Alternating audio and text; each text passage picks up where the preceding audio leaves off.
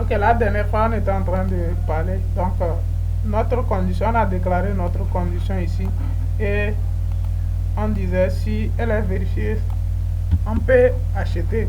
Maintenant, si elle n'est pas vérifiée, si elle n'est pas vérifiée, on ne peut pas acheter. Donc, quand long serait égal à false.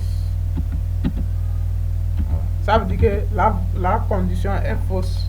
Si quand long c'est un booléen vrai ou faux. Donc si ce qu'on a mis ici, les conditions là sont tous vérifiées, comme c'est et, ça veut dire que tout ça là doit être vrai pour qu'on puisse donner vrai. La condition est vérifiée pour l'achat, pour ce robot. Donc si on voulait maintenant une condition qui serait vérifiée, dans le cas de Spike sur Crash c'est descendant, donc on va faire juste l'inverse. Comprenez? Donc ici, si la condition là est vérifiée, on va entrer dedans, on va attribuer la valeur vraie à la variable canlong. Au cas où la condition n'est pas vérifiée, on va entrer dans ceci et on va dire que canlong est fausse. Donc maintenant il reste à apprendre les positions. Ok.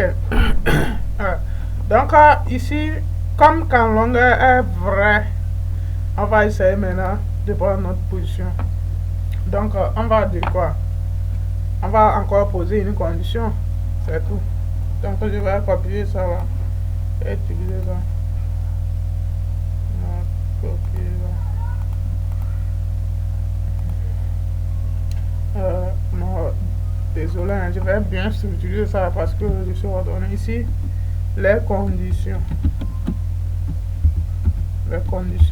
de notre stratégie. Donc on va attaquer un seul contre Spike. Maintenant, on a posé notre condition. Ici, on va prendre nos positions. Ouvrir les trucs.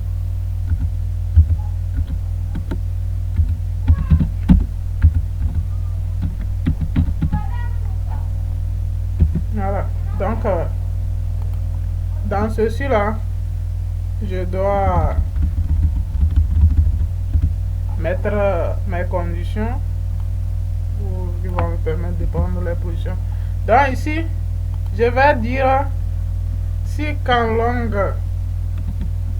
if canlong, donc comme canlong est déjà true, donc je ne vais plus mettre égal à true, if canlong, et que je vais vérifier voir si le nombre de positions total est égal à 0. Donc avant de prendre une position, je dois regarder sur mon compte pour voir s'il n'y a pas une position qui est en cours. S'il y a une position en cours, je ne traite pas.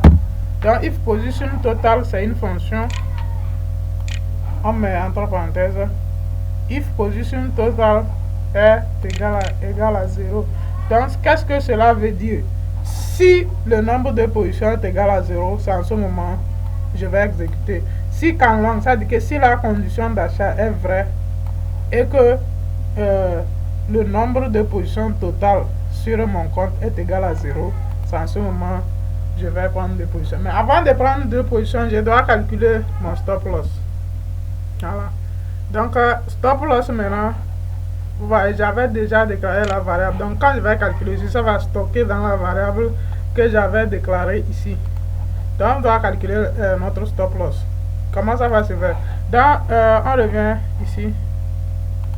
Donc si j'ai pris celle ici, vous comprenez? Si j'ai pris ok, on va faire l'inverse, c'est can short, vous comprenez? On va prendre celle, c'est pas by can short. Donc on ne veut pas trader dans le sens des spikes, c'est dans le sens contraire des spikes. Can short. Donc on va aller changer la variable à can short ici.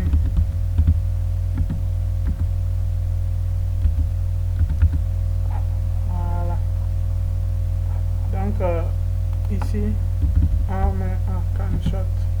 Voilà. Can short. Donc on va calculer ici. Si j'ai pris un seul ici, je dois mettre mon stop loss là et là. Donc je vais ouvrir mon stop loss au prix de bid. Vous voyez les deux lignes les deux lignes que vous voyez là, c'est entre l'un d'entre eux que je vais prendre la position. Ça serait le bid. Donc le bid maintenant, pour placer mon stop loss, je vais faire le prix du bid là actuel moins le nombre de points qu'il faut ici pour que mon stop loss soit ici. Donc vous devez connaître la variation maintenant en nombre de points des actifs. Vous comprenez? Donc je vais faire ici, moi je vais faire moins $1 et $1 avec le mini lot sur Boom 500, c'est l'équivalent de 5000 points. Voilà. Donc je vais faire maintenant bid. On m'a proposé parce que je l'ai déclaré moins maintenant le nombre de points que je veux. J'ai dit ça fait 5000 points. Voilà. Maintenant 5000 points là, il ne va pas comprendre ça. Il faut que je lui précise. Je convertis ça en nombre de points. Donc ouais, l'étoile là, voilà. Fois underscore point.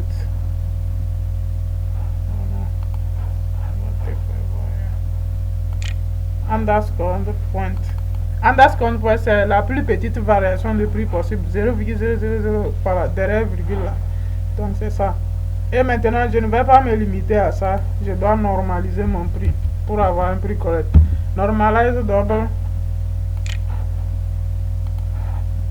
Voilà. Normalize double.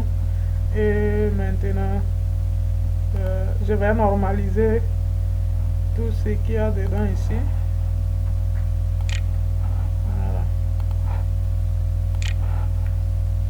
Voilà, je vais normaliser tout ce qu'il y a dedans ici.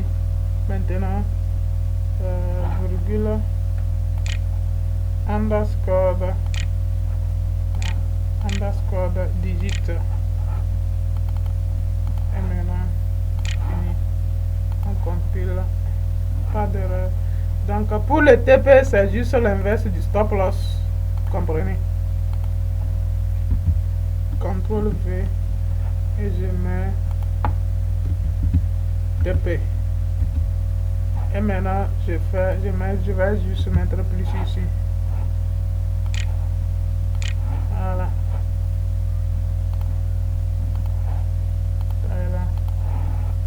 Ok, c'est bon, j'ai calculé mon stop loss et mon TP. Et maintenant je vais ouvrir ma position. Donc pour ouvrir ma position, j'appelle voilà, je dois inclure la librairie CTrader. Voilà. Donc on va mettre dièse. Voilà.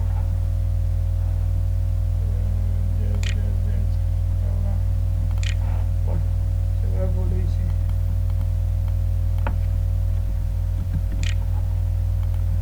CTRL V.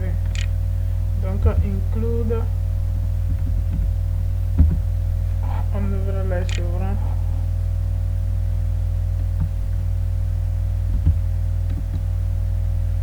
CTrader. Pour aller loin, je vais sauter ici, copier ça et mettre là-bas. Donc vous devez mettre ça, vous devez inclure ça, la librairie qui va vous permettre de prendre les positions. Donc on va placer ça là-bas. CTRL V. Donc rien ne va changer. Donc ici, ça va me permettre maintenant de pouvoir ok.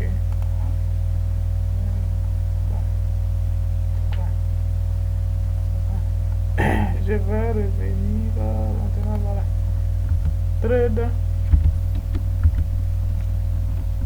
Trade point.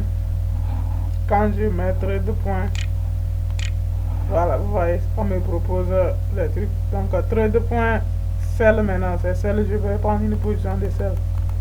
Voilà, maintenant on me propose quel volume. Sur le Boom 500, le lot à défaut c'est 0.2.